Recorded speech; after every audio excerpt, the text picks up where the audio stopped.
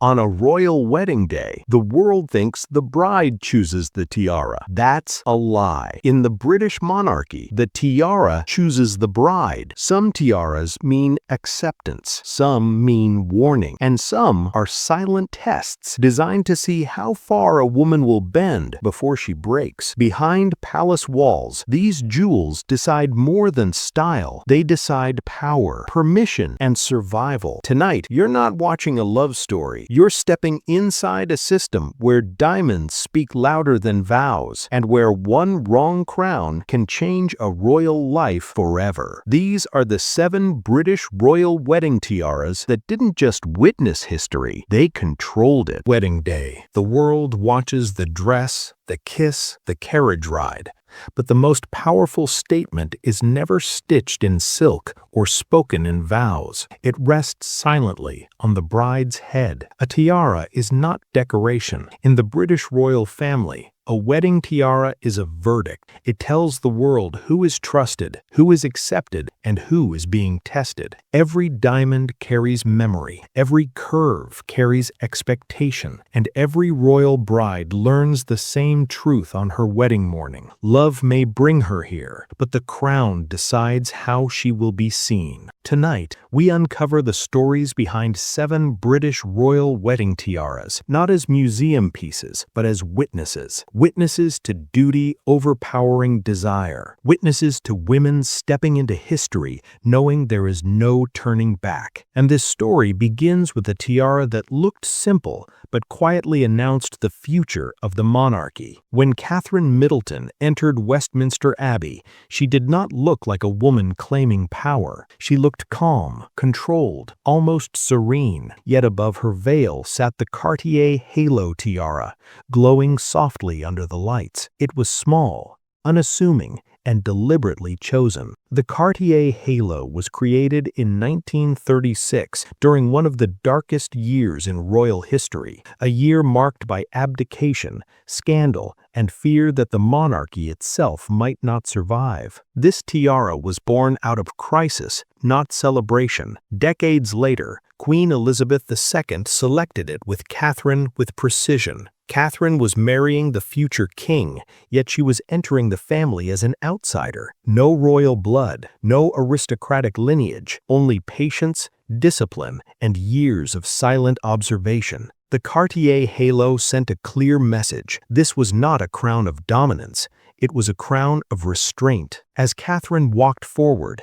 the tiara framed her face like a quiet promise. She would not overshadow the institution. She would protect it. And in that moment, the monarchy gained something it desperately needed: stability, dressed as grace. But not all royal brides are introduced through softness. Some are introduced through strength. The Queen Mary fringe tiara stands tall, sharp, and unapologetic. It does not whisper, it commands. When Princess Elizabeth chose this tiara for her wedding day in 1947, Britain was still recovering from war. Rationing continued. Cities bore scars. The future felt uncertain. This was not a time for extravagance. Yet Elizabeth chose a tiara built from diamonds once worn by her grandmother, Queen Mary. Diamonds shaped like rising rays, forming a rigid, almost architectural crown. Hours before the ceremony, disaster struck. The tiara snapped. In any other family, panic would have spilled into the open, but in the House of Windsor, crisis is handled in silence. Royal jewelers worked urgently behind closed doors.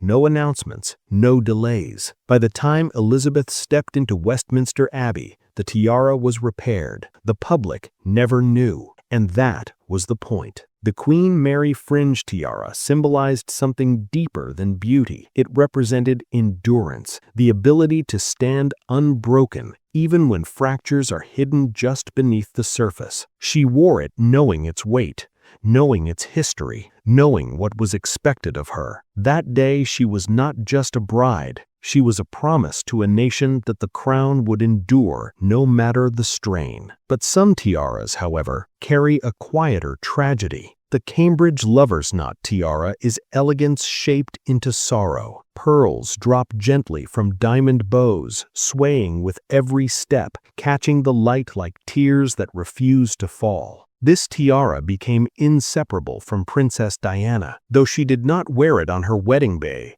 it became the crown the world remembers most vividly on her. Diana loved how it looked, but she suffered wearing it. The tiara was heavy, it caused headaches, yet she wore it repeatedly, smiling through the discomfort. Because royal beauty is rarely allowed to admit pain, every appearance demanded perfection, every photograph demanded composure, and the lover's knot became a symbol of that unspoken struggle. Years later, when Catherine began wearing the same tiara, history echoed loudly. The same pearls, the same diamonds, but a different posture, a different strategy. Where Diana endured, Catherine adapted. Where Diana burned brightly, Catherine glowed steadily. The lover's knot became a bridge between two eras of royal womanhood, one that cracked under pressure and one determined to survive it. These first three tiaras revealed the unspoken rules of royal love. Do not demand, do not rush,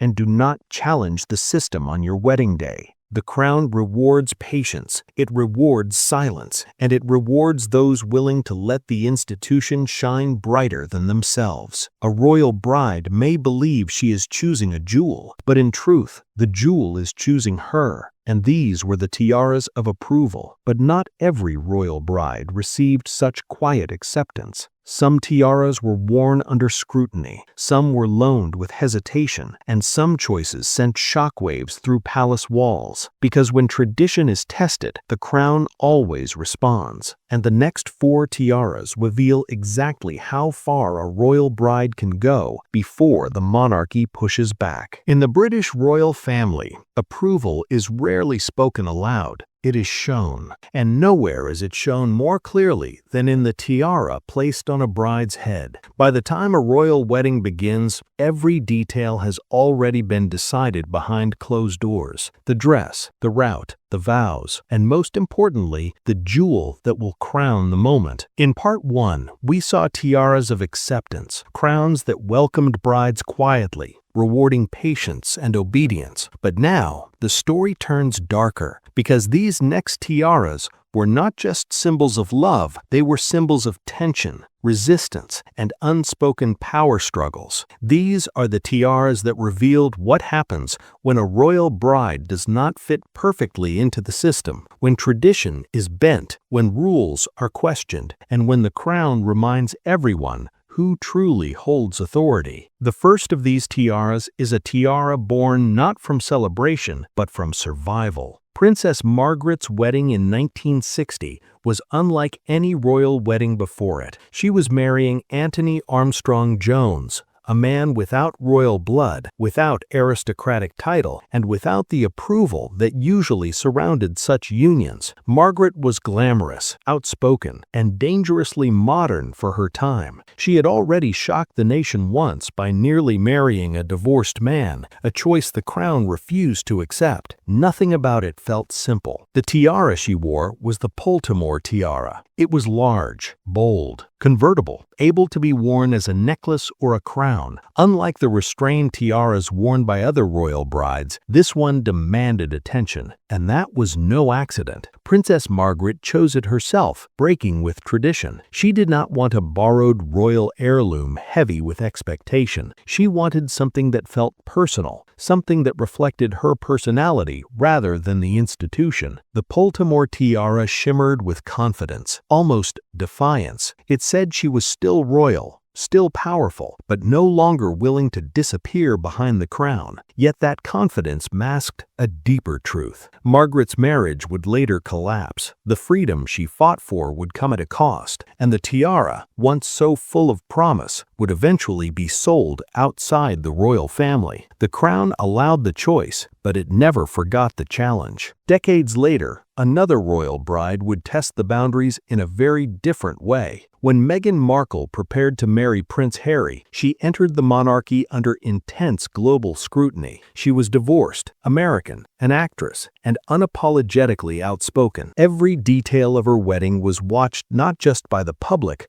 but by the institution itself. The tiara became the most sensitive subject of all. Meghan wore the Queen Mary Diamond Bandeau tiara, sleek, modern, minimal, At first glance, it seemed like a safe choice, but the story behind it told a different tale. This tiara had rarely been worn. It was not iconic. It was not emotionally loaded with generations of royal brides, and that was precisely why it was chosen. The bandeau style allowed Meghan to step into the spotlight without appearing to claim too much tradition. It kept her contained within a narrow frame of royal acceptability. Behind palace walls, the decision was tightly controlled. The Queen herself approved the tiara. Nothing was left to chance. As Meghan walked down the aisle, the diamonds sparkled sharply, cleanly, almost coolly. There were no pearls swaying with emotion, no arches rising in dominance. It was a crown of compromise. To the world, it looked elegant. To the monarchy, it looked safe. Yet even this careful balance could not hold. What followed after the wedding would expose how fragile that approval truly was. The tiara marked not belonging,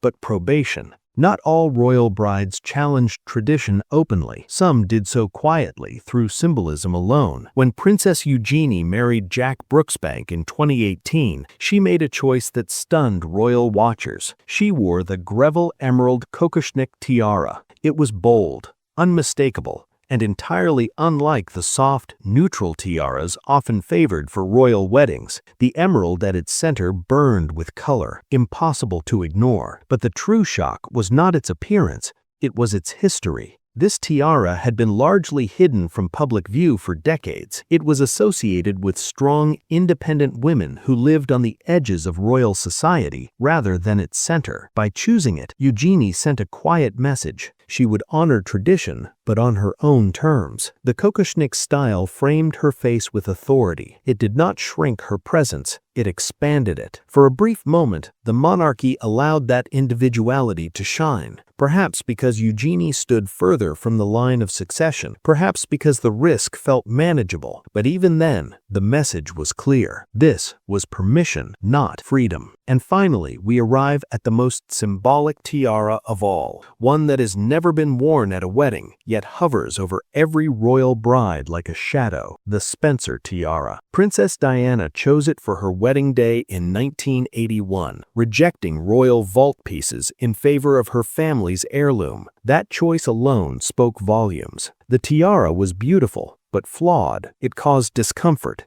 It slipped. It pressed painfully against her head. And yet, she wore it because she was entering the monarchy as herself, not as a creation of the crown. The Spencer tiara represented independence, lineage outside royal control, and a refusal to erase her identity. The monarchy never forgot that, and no future bride has dared to repeat that choice. The absence of the Spencer tiara at later royal weddings speaks louder than its presence ever did. It reminds every bride that personal history must eventually bow to royal narrative. These final 4 tiaras reveal the truth behind royal weddings. Love may open the door, but tradition decides how far you may step inside. Some brides tested the limits, some bent without breaking, some pushed too far, and the tiaras recorded it all in diamonds and gold. In the end, a royal wedding tiara is never just worn for one day. It becomes a symbol that follows a woman for the rest of her life. Because in the British monarchy, love may be celebrated publicly, but power is always worn quietly.